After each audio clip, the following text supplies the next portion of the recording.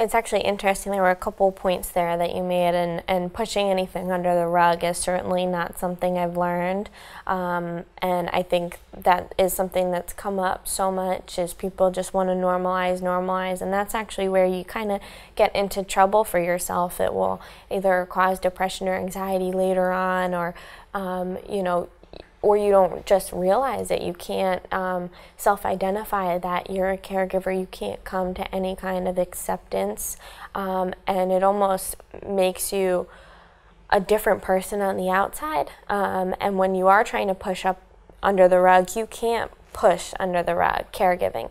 It affects your daily life. You know, when I was in high school, you would try and explain something to someone about how your night went, or what did you do after you went to the party, or why didn't you come to the party, and you wanted so badly to be normal. And if I was pushing under the rug, you would have to make up something. You'd say, you can't say my dad's port got infected and he can't move, he's lying on his back, and if he needs to go to the bathroom, I have to be there to help walk him there.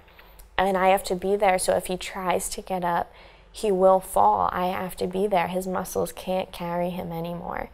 You can't say those kinds of things, which really ends up getting you in trouble, because people start to figure out, well, what the heck, she wasn't there, or she wasn't there, and you can't tell them the truth of what's really going on at home, which is scary. So that is something that I do try and talk to some of the youth caregivers about. I think it's important that you're getting it out in some way, and if it's not in a vocal way, we're getting it out and teaching coping mechanisms, whether it be journal writing, whether it is through exercise or running, just some way that they can talk to someone who is going through the same experience, and not necessarily the same, maybe different illnesses, maybe different roles in their family, but something that they can relate to.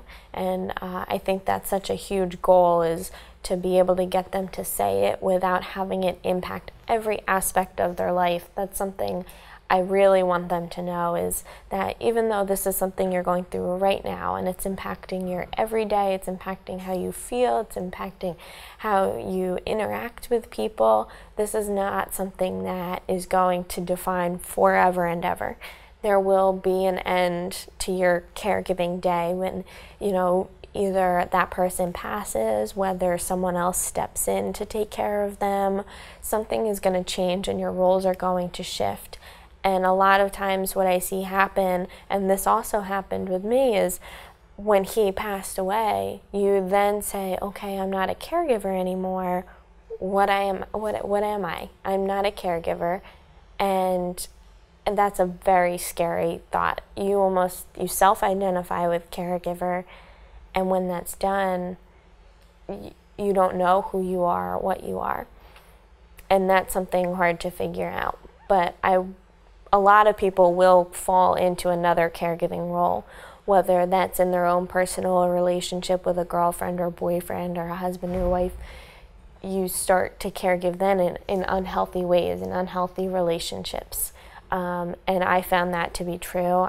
I can definitely say I had that experience. I fell into another caregiving role after my dad had passed, and found myself worse off than the caregiving role I was in the first place. And then you really wake up, you say, I just put myself here. And that's something, I don't want that cycle to continue. And as long as that awareness is brought to the surface, hopefully we can prevent that from happening. So hopefully it is hard, but it's not hard that I wouldn't share that story over and over and over again, to help these kids see that there is a light at the end of the tunnel, and that they're not alone is the biggest thing.